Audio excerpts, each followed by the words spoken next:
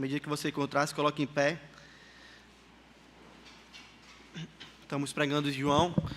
Seguiremos hoje a nossa sequência. Dessa feita, os irmãos sabem que nós paramos então no versículo 8 do capítulo 12. Nós vamos meditar hoje, haja vista que o culto da manhã é um culto com uma pregação um tempo um pouco mais reduzida, porque nós temos EBD, apenas em 3 versículos, a próxima perícope do texto, versículos 9 a 11. Acompanhe a leitura da palavra do Senhor de maneira reverente, entendendo que esse momento é o momento em que Deus fala ao seu povo. Não veja Augusto, não queira escutar Augusto, queira escutar a exposição da palavra de Deus. A palavra do Senhor diz assim: soube numerosa multidão dos judeus que Jesus estava ali, e lá fora, não só por causa dele, mas também para verem Lázaro, a quem ele ressuscitara dentre os mortos. Mas os principais sacerdotes resolveram matar também a Lázaro, porque muitos dos judeus, por causa dele, voltavam crendo em Jesus. Amém? Pode sentar. Abandonar esposa e filhos, trocando a mulher da mocidade por uma mulher promíscua, que não se importa se está destruindo um lar, uma família, uma mulher promíscua que não se importa com o choro e o sofrimento de uma esposa que será abandonada, uma mulher promíscua que não se importa com o pranto dos filhos que verão o seu pai sair de casa, leia-se também um homem promíscuo, e deixá-los, não se importam, uma mulher que não se importa com os filhos que ficarão. Essa atitude inteligente, uma atitude muito sábia, que um homem que abraça o pecado do adultério comete. Ele deixa sua esposa em troca de uma mulher que é tão boa, que não se importa com nenhuma desgraça que ela vai causar nesse lar, que não se importa com nenhuma desgraça que ela vai trazer aos filhos. É uma atitude muito sábia. Deixar de estudar bastante, ceder o coração à preguiça, ser preguiçoso em nosso trabalho e colher o fruto de viver com um salário curto, ser preguiçoso e não procurar crescer profissionalmente, para trazer à nossa família um sustento melhor, uma condição de vida melhor e levar a nossa família, por conta da nossa preguiça, a viver uma situação difícil. Chegar ao futuro e afirmar: eu estou aqui porque eu não estudei. Eu estou nesse trabalho hoje, eu vivo nessa realidade hoje porque eu não estudei. Essa também é a atitude inteligente de um homem que dá lugar à preguiça. Voltar em candidatos que apoiam um Estado maior, um Estado controlador, um Estado que domina sobre a sociedade e acha que pode resolver tudo, um Estado que vai aumentar os impostos, que vai trazer a graça da gente poder pagar mais imposto, coisa boa. Essa atitude inteligente de um homem que desobedece a Deus em seu posicionamento político. Dizer que um homem pode virar mulher e que uma mulher pode virar homem. Defender que homens travestidos de mulheres podem competir com outras mulheres. Dizer que homens podem entrar em banheiros femininos e usar aqueles banheiros porque eles se acham mulheres. Essas são atitudes inteligentes de homens que caem no pecado de apoiar a ideologia de gênero. Achar que nós podemos ser iguais a Deus, nos escondermos atrás da árvore do jardim, querendo fugir do Senhor. Construirmos uma torre, como estamos vendo em Gênesis, uma torre que chegue até o céu para que a gente possa fazer o nosso nome célebre na terra. Matar crianças no ventre, dizendo que isso não é assassinato, e sim que isso é cuidar da mulher. Ficar viciado em drogas e acabar com a nossa vida, juntarmos tesouros aqui nessa terra e desprezarmos os tesouros celestiais. Mentir para que nós possamos agradar os homens e quando nós estamos entristecendo ao Senhor. Contemplar uma mulher casada tomando banho, se relacionar sexualmente com ela, transar com ela, engravidar a essa mulher, embebedar o seu marido, depois assassiná-lo. Essas e outras são atitudes inteligentes que os homens praticam, não é verdade? Atitudes sábias que os homens podem fazer quando eles vão para esse caminho tão maravilhoso, gostoso e belo do pecado. Queridos irmãos, nós sabemos que não. Nós vemos essas atitudes e nós sabemos que essas coisas que os homens praticam mostram o quanto o pecado deixa o homem burro. O quanto o pecado tem a possibilidade de emburrecer um homem, de o deixar ainda mais tolo. É assim que o pecado faz. O pecado, ele nos deixa tolos, eu quero que você entenda isso. O pecado nos deixa burros, o pecado, ele nos leva à insanidade. Ainda que a sua proposta, ela sempre seja uma proposta inteligente. Ainda que a sua proposta, ela sempre pareça inteligente. E que nós olhamos e digamos assim, eu sei do que eu estou fazendo, eu estou fazendo melhor. Quando eu abraço o pecado, a proposta dele é boa aos nossos olhos, o nosso coração acha que é bom, acha que nós seremos sábios, mas as suas consequências, os frutos que o pecado traz, mostram que, de fato, o que o pecado faz é nos tornar burros, é nos tornar insanos, E é isso que nós vemos aqui no texto que nós lemos hoje. Eu não sei se você conseguiu perceber no texto, na primeira leitura, ainda que uma leitura breve, mas não sei se você conseguiu perceber de uma maneira muito clara que o pecado ele nos torna assassinos de bênçãos. É isso que nós vemos na palavra do Senhor. Se você não percebeu, olhe o texto mais uma vez com mais detalhes. Perceba se não é essa a realidade que nós encontramos aqui. Sob numerosa multidão dos judeus que Jesus estava ali. E lá foram, não só por causa dele, mas também para verem Lázaro, a quem ele ressuscitara dentre os mortos. Mas os principais sacerdotes resolveram matar também a Lázaro, porque muitos dos judeus, por causa dele, voltavam crendo em Jesus. A cena que nós temos aqui, irmãos, é a cena de uma numerosa multidão. A gente não sabe o número exato, mas a gente sabe que era uma multidão numerosa. Ou seja, haviam várias pessoas que foram ali, àquele lugar, àquela região. E por que elas foram? O que chamava tanto a atenção dessas pessoas? Elas foram até onde Cristo Jesus estava. Mas aqui há um aspecto interessante no texto, porque eu creio que é a única vez que nós vemos aqui no Evangelho algo desse tipo acontecendo. As pessoas indo aonde Jesus estava, mas não apenas aonde Jesus estava, não apenas para ver e ouvir o Senhor Jesus, mas também para verem outra pessoa, para verem um homem que estava junto com Cristo. E quem era esse homem? Lázaro. E quem era esse homem chamado Lázaro? Nós sabemos por estarmos meditando em sequência no texto. Lázaro era um homem a quem Jesus ressuscitara. Era um homem que havia sido ressuscitado depois de 4 dias que estava morto e que todo mundo sabia que ele estava morto, e esse milagre correu à terra. Queridos, quem não iria querer, desejar ver um homem que ressuscitou, não é verdade? Você já pensou se fosse hoje em dia? Quantos seguidores Lázaro teria no Instagram? Quantos seguidores ele teria no Facebook? Quantos seguidores ele teria no TikTok, sem fazer dancinha como as mulheres de hoje fazem? Quantos seguidores esse homem teria na rede social? Como estariam os locais onde Lázaro estivesse? Certamente nós iríamos querer vê-lo. Certamente, se a gente ouvir essa fala, nós iríamos procurar no Instagram logo ali, cadê Lázaro, irmão de Marta e Maria? Quem é esse homem? Como é que ele está? Ele ressuscitou mesmo? Como é que está o corpo dele? Será que ele ficou com alguma sequela? Será que ele fala? Será que ele está na cama? Como é que esse homem vive? Veja, era esse sentimento nos nossos dias aqui, que a gente pode entender um pouquinho com mais detalhes, em época de rede social, irmãos, que essa multidão tinha também no seu coração.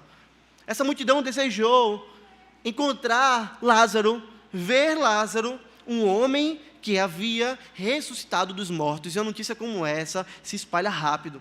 Os homens daquela época, irmãos, não tinham redes sociais. E é por isso que eles foram lá fisicamente. Eles foram lá presencialmente, ao local onde Jesus estava e o local também onde Lázaro estava. E aqui eu quero que você imagine, queridos, que bênção deve ter sido contemplar essa cena. Que bênção, que coisa maravilhosa. Olhar para um homem que está falando, andando e vivendo a sua vida normal e saber que aquele homem passou 4 dias no túmulo. O milagre de Lázaro, irmãos, o milagre da ressurreição de Lázaro, feito pelo Senhor Jesus, era uma clara demonstração, como nós já vimos, de que Jesus é Deus. Porque Lázaro estava morto há 4 dias. O corpo de Lázaro já cheirava mal, nós vimos isso. O seu corpo já estava em estado de decomposição. Todo mundo sabia dessa realidade. E é por isso que haviam muitas testemunhas ali. Jesus mandou que tirasse a pedra e Jesus orou. E Jesus, depois de orar, deu uma ordem. E um morto ouviu e um morto saiu do seu túmulo. Quem pode fazer isso? Quem de nós, irmãos? Apenas Deus, que é aquele que pode dar vida aos mortos, pode fazer isso. E quando Jesus faz isso, Jesus está demonstrando, então, eu sou Deus. Lázaro, então, queridos, era um anúncio vivo de que Jesus é Deus. Lázaro era uma demonstração viva, além do próprio Cristo, de que Jesus de fato é Deus. Lázaro era uma testemunha viva de que Jesus é Deus. Lázaro, irmãos, era um milagre ambulante.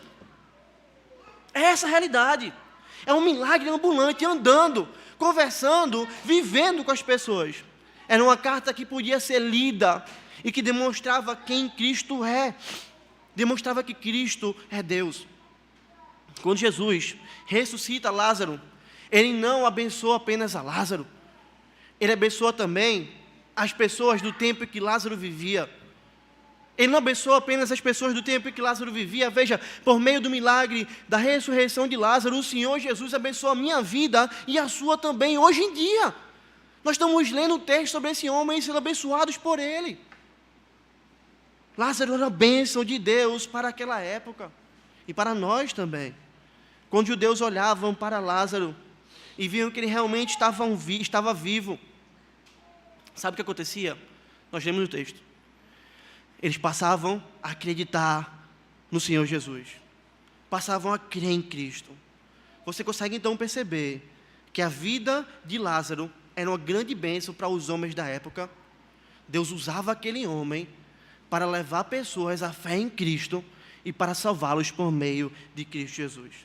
Nós podemos dizer que Lázaro era um grande evangelista.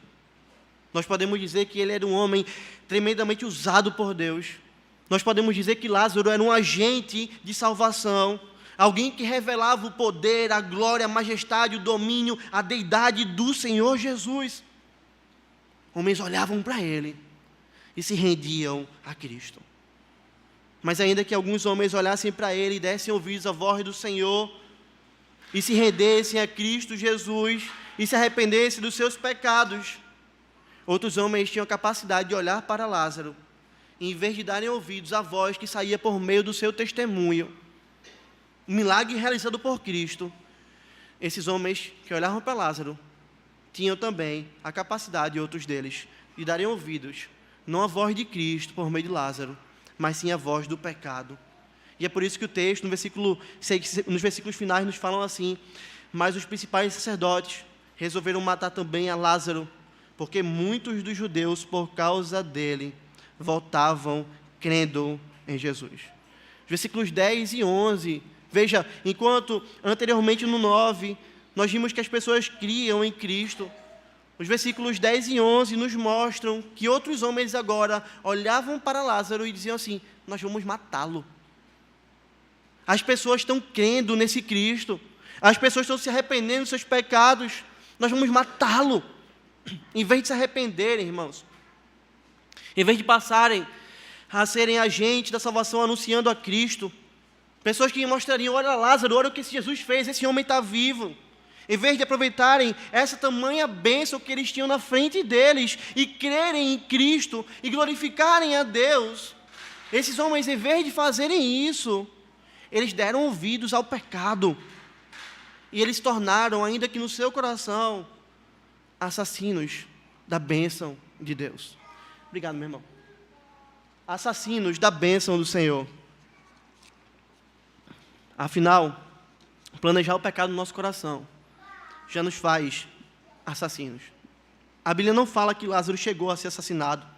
Provavelmente não, porque não há nenhuma menção na Escritura sobre isso. Deus preservou Lázaro, se assim ele não foi morto. Mas no coração desses homens, eles já haviam matado o milagre. Eles já haviam se tornado assassinos das bênçãos do Senhor. Queridos, esses homens tinham diante de si mesmos uma expressão maravilhosa da graça e do poder de Deus. Você precisa entender isso. Diante dos seus olhos havia uma expressão maravilhosa da graça e do poder de Deus. Mas o pecado tomou conta da mente desses homens. O pecado tomou conta do coração desses homens. Em vez de caminharem para um caminho de salvação, de vida eterna e vida em abundância, o pecado deixou esses homens burros e levou esses homens a um caminho de assassinato, em um caminho distante de Cristo Jesus. Eles se tornaram homens que tentaram matar o milagre de Cristo, que tentaram acabar com aquele que é o milagre de Cristo. Provavelmente, uma das razões pelas quais eles queriam fazer isso, que pode existir várias, era de que dentro dos judeus existia um grupo chamado de saduceus, que eram homens que não acreditavam na ressurreição. E Lázaro haver ressuscitado era uma prova de que a crença desses homens era mentirosa. Era uma prova de que aquilo que eles estavam falando para o povo, ensinando ao povo, era mentira. E veja quanta burrice, a verdade está na cara deles. A ressurreição acontece, Jesus ressuscitou Lázaro. E isso está manifestado na cara deles. Mas eles preferem Olhar para algo que não tem prova nenhuma, que não tem base escriturística, que não está na Bíblia, que é a invenção de homens, e abraçar uma mentira e dizer, nós vamos matá-lo para que nós possamos continuar a pregar e a viver sobre a mentira de que não há ressurreição. É isso que a incredulidade faz, irmãos. A incredulidade faz isso conosco. É a mesma coisa que um homem ímpio que não se rende a Cristo faz. Ele olha para a criação, ele sabe que a criação proclama a glória de Deus, mas ele vai virar e vai dizer, não, tudo veio do Big Bang, Deus não existe céu, não existe inferno, e se não existe céu, não há esperança, e eu posso viver nessa terra sem esperança nenhuma, o meu coração vai ficar atribulado, angustiado, eu não tenho razão para viver, mas Deus não existe, céu não existe, esperança não existe, porque eu não quero que exista. É um caminho de tolice, irmãos. É um caminho de burrice. É isso que o pecado faz conosco. Os judeus não gostavam também do Senhor Jesus. E por o Senhor Jesus ficar mais conhecido, por as pessoas passarem a crer nele, esses homens estavam se voltando a Cristo. E provavelmente o que havia no coração desses homens era o medo de perder o seu poder e o seu prestígio na religião. Nós somos uns mestres, nós ensinamos o povo, nós somos admirados, nós temos prestígio, nós temos poder. Quem é esse filho do carpinteiro que arrebanha multidões e que as multidões o seguem? Quem é ele? Se ele continuar a ser conhecido, quem vai nos ouvir? Se as pessoas não nos ouvirem, perderemos o prestígio, perderemos nossos recursos, perderemos a admiração. Eles olharam para prestígio, recursos, admiração, glórias humanas e abraçaram esse mundo e as coisas desse mundo, amando mais as coisas do mundo, e veja, se tornaram tão burros que chegaram ao ponto, como nós sabemos, de matarem o Senhor da glória. Porque esses homens não só odiavam a Cristo, mas eles também mataram a Cristo. Eles crucificaram aquele que criou todas as coisas. Eles chamaram aquele que criou todas as coisas de maldito. Eles afrontaram a Deus dessa maneira, irmãos. Quanta tolice é um homem pregar pregos no Senhor Jesus, encravar pregos no Senhor Jesus. Quanta tolice é um homem enviar Cristo para a cruz e zombar desse Cristo, dizendo, se o Senhor é Deus, desce daí. Você percebe isso? Imagina essa cena. É um homem falando para Cristo, se tu és Deus, desce daí. Que homem tolo, que homem burro. Porque é isso que o pecado faz conosco, irmãos. Nós não percebemos, mas o pecado nos emburrece. O pecado nos deixa tolos. O pecado nos leva à insanidade. E o pior disso é que o pecado faz isso, nos enganando. E nós vivemos no pecado nesse sentido, achando que nós estamos fazendo a melhor coisa do mundo. Enquanto nós estamos sendo tolos e burros. Hoje eu compartilhei no meu Instagram um vídeo dos homens ali na Índia, em um templo de ratos, onde os ratos bebiam do leite, e aqueles homens botavam a mão no leite e bebiam do leite também. Onde os homens alisavam os ratos e ficavam jogando suas comidas para os ratos comerem. E por que eles fazem isso? Porque eles trocam a Deus, que é o Criador, para adorar a criatura. E o pecado deixa a gente tão burro que nós somos capazes de construirmos templos para ratos, comermos do seu leite, alisarmos os seus pelos e alimentarmos a eles. É isso que o pecado faz conosco. Ele nos emburrece. Ele tira todo o senso de racionalidade do homem. Isso acontece desde o Éden. Se você comer, você vai ser como Deus. Eu olho para mim mesmo, completamente limitado, e penso, eu vou ser como Deus. Que tolice. Que burrice. É isso que o pecado faz conosco, irmãos.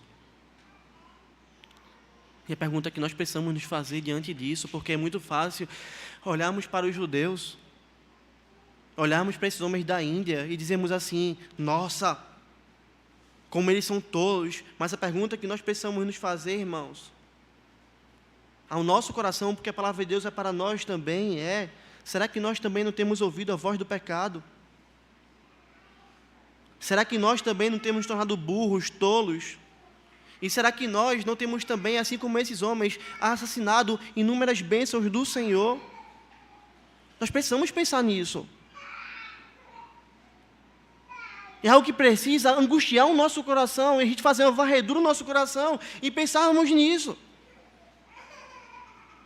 Afinal, irmãos, quantos homens e mulheres têm assassinado hoje em dia a bênção da sexualidade? Não nos enganemos, irmãos.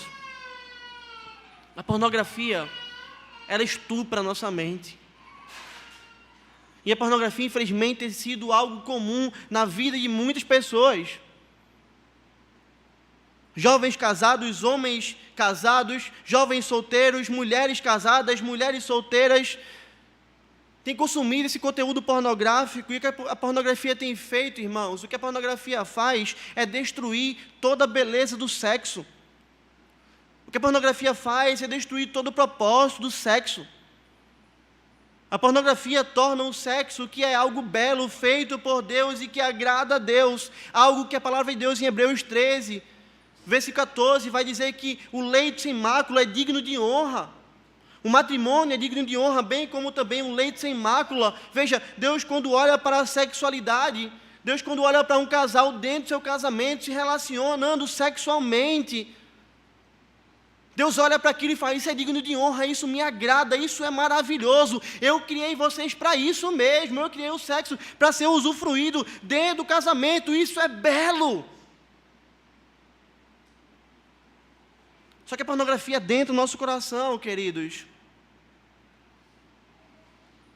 E ela começa a assassinar essas bênçãos. Ela deixa a mente do homem e da mulher compreendendo que sexo é algo sujo, que sexo é algo impuro, que sexo é algo egocêntrico. Quantos homens e mulheres não entram no casamento pensando: eu vou me relacionar com o meu cônjuge para o meu prazer? Isso é egocentrismo, isso vem da pornografia, dessa venda desse sexo de maneira errada. E são homens que querem fazer o que não deveriam com a sua esposa, esposas que querem fazer o que não deveriam com o seu marido, fantasias das mais diversas, coisas mais estranhas, entrando no meio do povo de Deus. Não se engane, isso acontece. Isso mostra que o pecado tem emburrecido a essas pessoas. E a gente vê isso em várias práticas. Há maridos hoje que trocam a sua esposa pela tela de um celular. Se isso não for burrice, o que mais é? A esposa que troca o seu marido pela tela de um computador. Se isso não for burrice, o que mais é? O cara prefere ter prazer com a tela de um celular, de um computador, do que com a esposa que Deus deu a ele, que deveria se unir como uma só carne.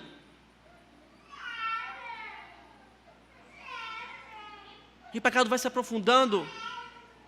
E daqui a pouco aquela pessoa não quer mais a tela do celular, não quer mais alguém sendo filmado, fazendo sexo das maneiras mais terríveis. O que a pessoa agora quer é: eu preciso disso na prática. Porque se isso na minha mente é bom aqui, eu vendo a tela, imagina eu lá, imagina eu fazendo isso. E o cara sai, a mulher sai, e destrói família, destrói casamento, arrebenta os filhos. Tinha antes uma vida estável, saudável, abençoada, maravilhosa, chegando em casa, sendo abraçado, cuidado, abraçada, cuidada, protegida, e troca. Tudo isso que é bênção de Deus por algo completamente sem sentido. E quando isso não acontece, quando isso atinge os solteiros, o que nós encontramos é homens desesperados, escravizados ao vício da pornografia, mulheres desesperadas, escravizadas a isso. Veja, antes a pessoa tinha liberdade, ela podia controlar o seu corpo, ela podia servir a Deus, ela crê em Cristo, mas depois que ela começa a consumir a pornografia, veja, eu não consigo passar, tem jovens que vão dizer, um dia sem acessar a pornografia. Pastor, meu corpo treme. Pastor, é uma angústia. Pastor, eu não consigo me controlar. E é isso que a gente recebe várias vezes em aconselhamento bíblico. A pessoa se torna uma escrava.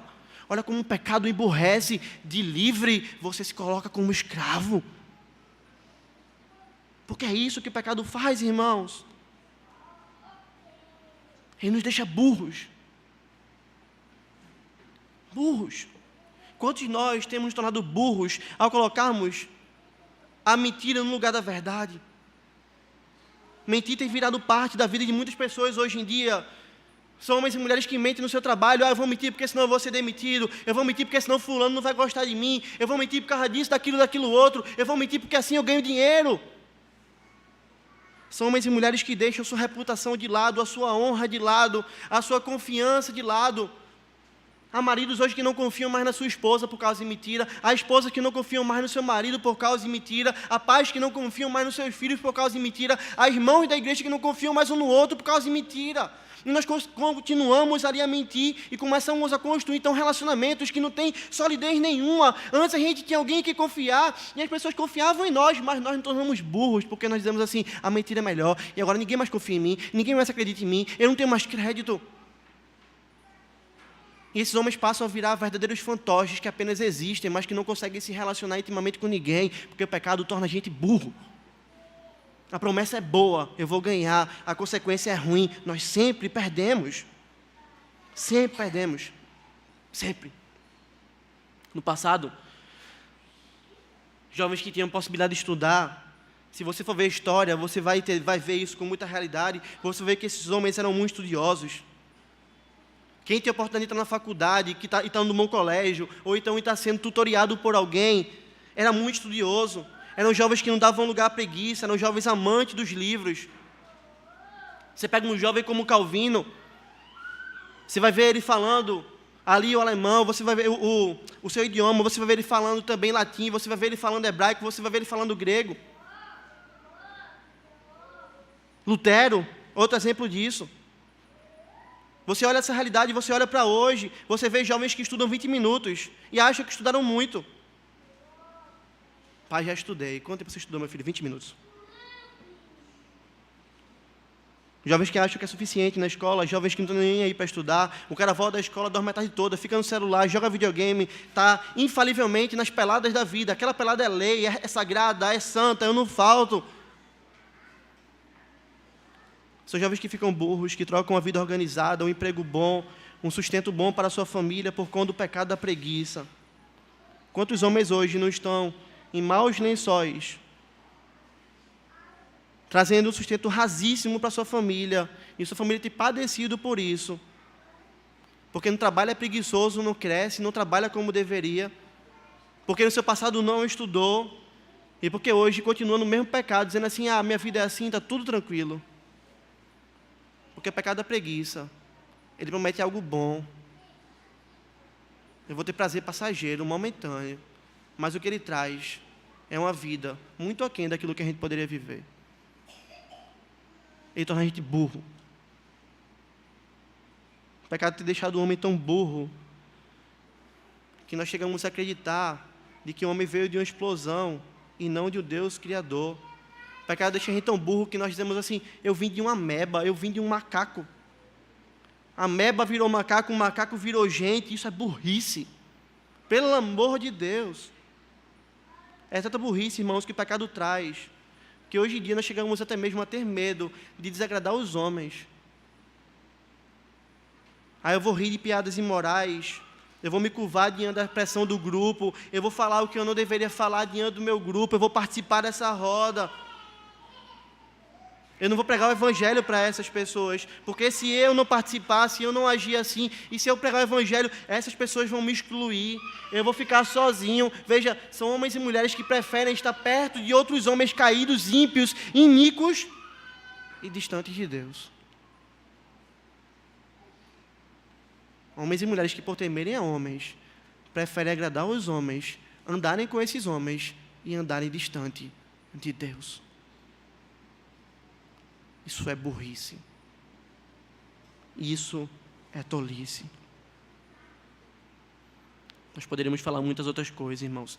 Seria possível passar o dia todo aqui falando como o pecado tem nos emburrecido. Mas não há como aprofundarmos isso ainda mais e pensarmos mais diretamente ainda na igreja, nos crentes fiéis ao Senhor. Povo que se chama povo de Deus. Quantos homens hoje têm trocado a palavra de Deus por profecias de homens tolos? Pastor, mas Deus falou comigo usando a mulher do círculo de oração, que ela falou que isso ia acontecer.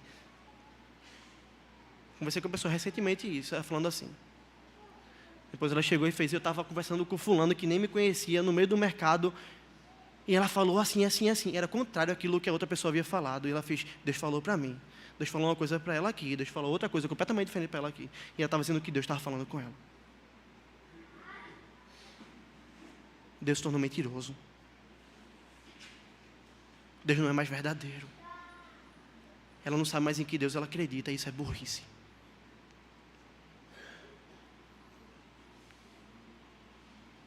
A Igreja de Cristo tem trocado o culto por animações, tem trocado a leitura da Bíblia por sinais, tem trocado as confissões históricas provadas, feitas por homens sábios, os credos, os catecismos, pela inovação da mente de pastores que não sabem nem o que estão fazendo da própria vida. Tem algo provado, vivido pela igreja, sólido, mas seu Zé da esquina, que botou a mão na cabeça e disse que era pastor, falou.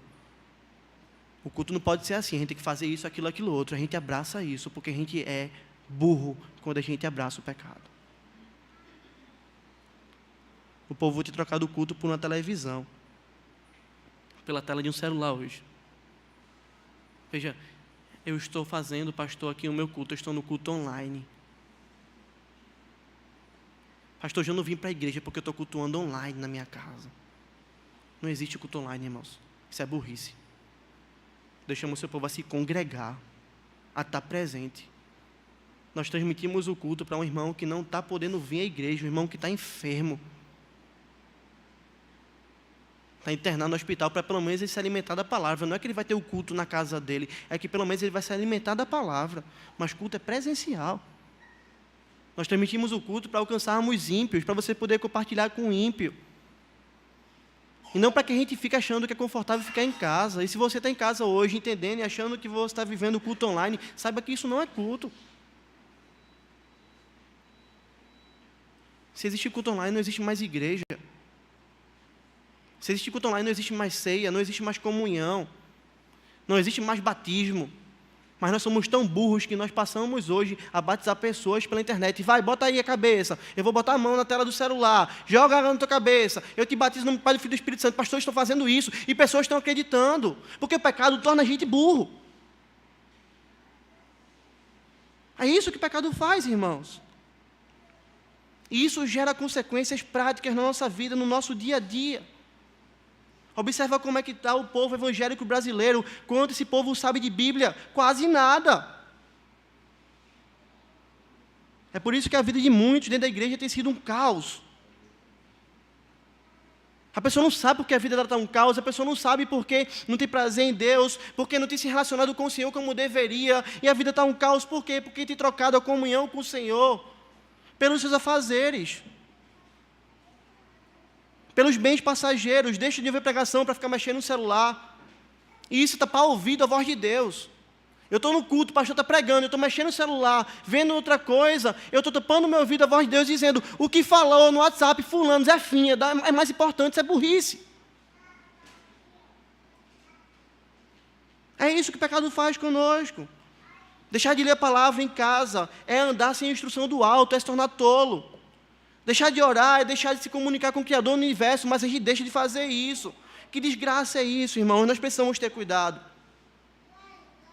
Porque o pecado nos emburrece. Os homens quiseram matar a Lázaro, um milagre vivo, porque o pecado emburrece. Os homens mataram Cristo, porque o pecado emburrece. O pecado é como uma célula cancerígena que vai se multiplicando silenciosamente, entenda isso. Pouco a pouco no nosso corpo. E muitas vezes a gente nem percebe. E dá vazão para ela ali, ó. Uma célula cancerígena surgiu, ela se multiplica uma vez, 2 vezes, 3 vezes, 4 vezes, 1000 vezes, 1 milhão de vezes. A gente nem percebe. Chega uma pessoa no médico que faz, eu estou com dor nas costas. Você faz a tomografia, acha um tumor. Faz um PET scan, infelizmente, você está com câncer terminal, já tomou seu corpo todo. É assim um pecado. Ele vai matando a gente pouquinho em pouquinho. Por isso que o puritano Jonathan Edwards, ele vai dizer que o pecado é a mais tola, a mais irracional, a mais desprovida de sentido de todas as coisas. Atrai as pessoas para longe da razão e as leva para fazer as coisas que são loucas e insensatas. Eu vou ler para você mais uma vez. O pecado é a mais tola, a mais irracional, a mais desprovida de sentido de todas as coisas. Atrai as pessoas para longe da razão e as leva a fazer coisas que são loucas e insensatas. Não se engane. O pecado é um assassino cruel e silencioso. Ou você mata ele pela força da graça de Deus, pelo poder de Deus, o pecado vai matar você. Ou você mata o pecado, ou o pecado mata você. Comece a brincar com o pecado. Dê um tempo, e a sua vida vai estar arrasada. Como anda a sua vida? Como anda a sua casa? Como andam os seus filhos?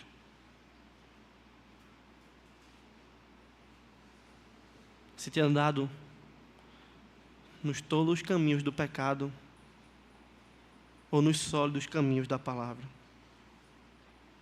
Que frutos você tem colhido? E que frutos você espera colher no futuro para você e sua família?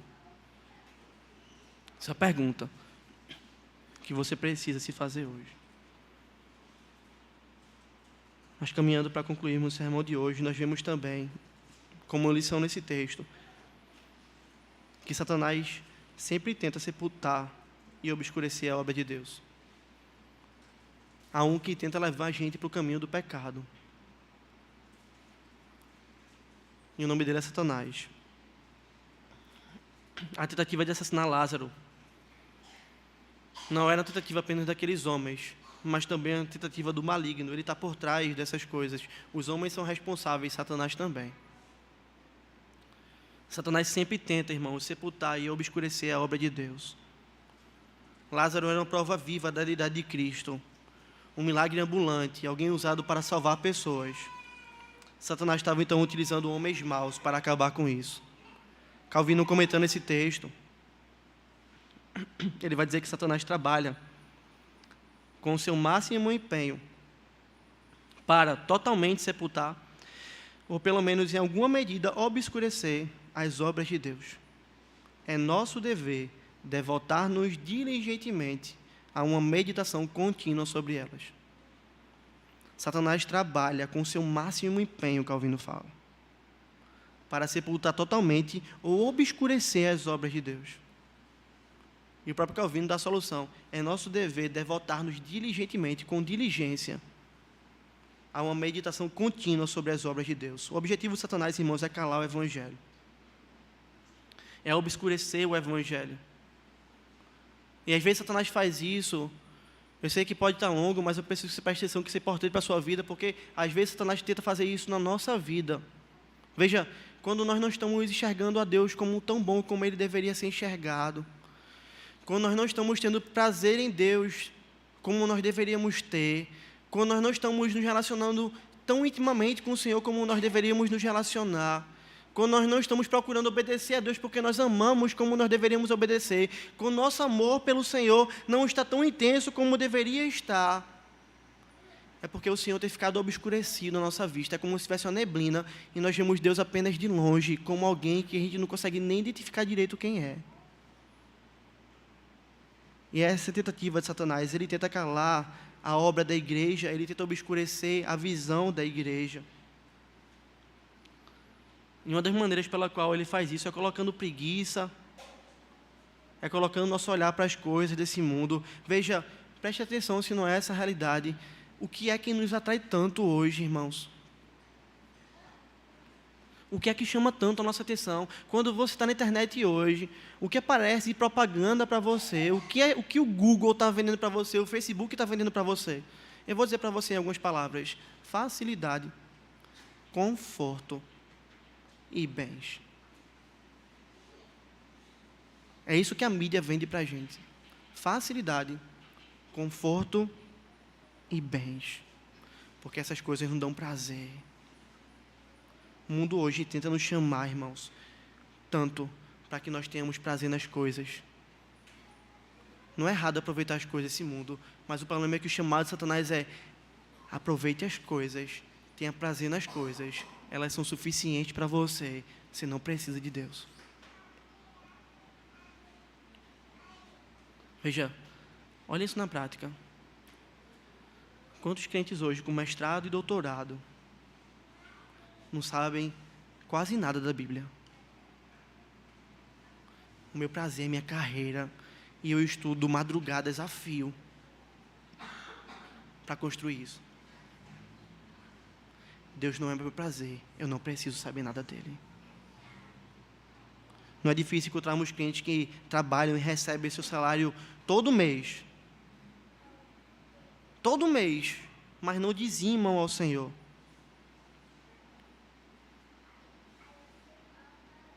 Meu prazer não é investir na obra do Senhor, nem com 10% do meu salário. O meu prazer é aproveitar o meu salário. A obra de Deus não é prazerosa para mim. Quantos crentes gastam horas e horas maratonando séries? Se a gente fosse pedir para você levantar a mão, quantos aqui levantariam a mão dizendo assim: pastor, eu gosto de maratonar série. Quando eu começo uma série eu não consigo parar. Mas assim, eu não tenho tempo para evangelizar. Quantos crentes passam horas e horas nas redes sociais falando com pessoas, mas dizem: eu não tenho tempo para orar, pastor. O dia hoje foi tão corrido, eu não orei porque eu não tive tempo. Aí você abre o aplicativo do celular e vê quantas horas você passou no Instagram, 2, 3 horas lá.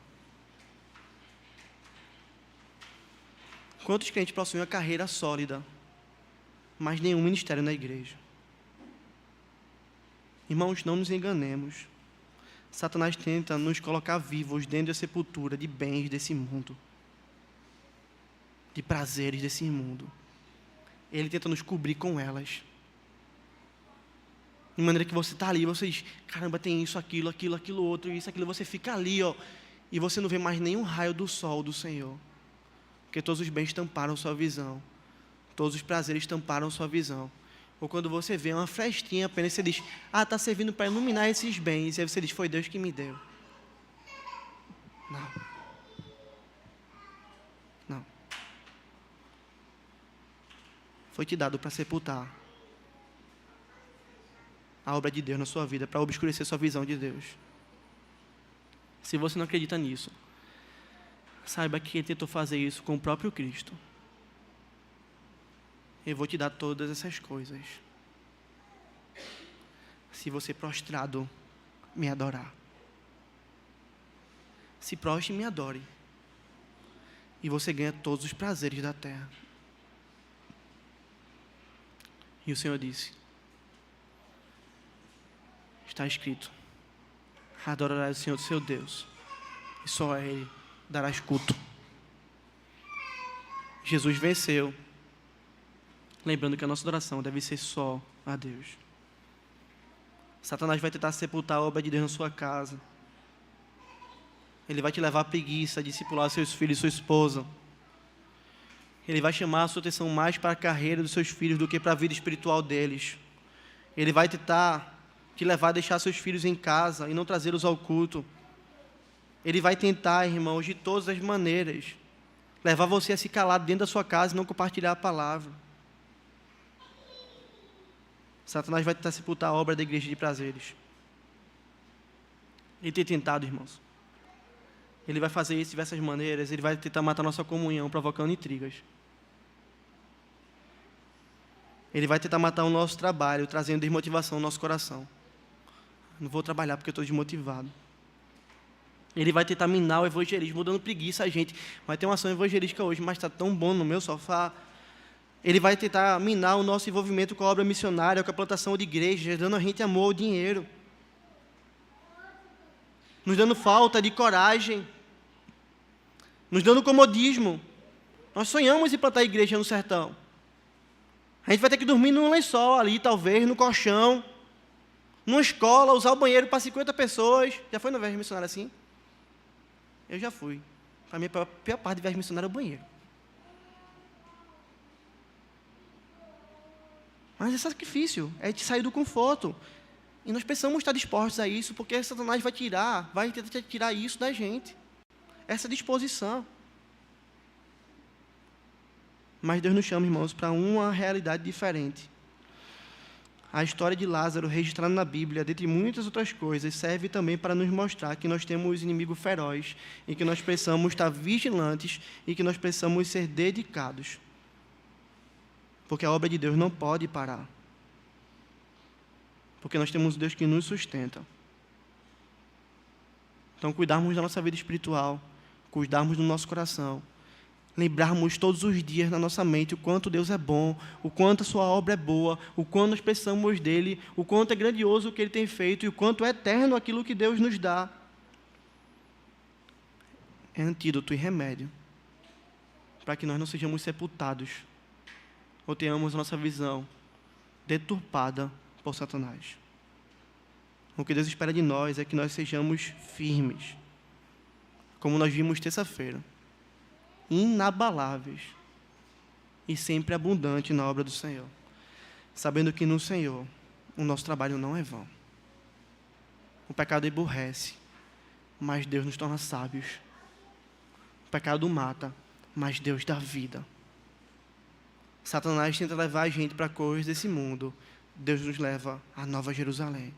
As promessas do pecado parecem boas, mas são todas mentirosas. As promessas do Senhor, elas não apenas parecem boas, elas são verdadeiras, elas são prazerosas, elas são proveitosas e elas são eternas. Não sejamos tolos, mas sim sábios, homens e mulheres de Deus, que andam nas pegadas, nos caminhos do Senhor, o nosso Deus. Por isso Calvino vai dizer, é o nosso dever devotar-nos diligentemente a uma meditação contínua sobre elas. Se você crê nisso, fique de pé. Vamos orar ao Senhor. Clamar ao Senhor, que o Senhor não permita que a nossa visão seja deturpada, que nós sejamos emburrecidos, mas que Ele nos faça sábios, homens e mulheres que amam a sua palavra.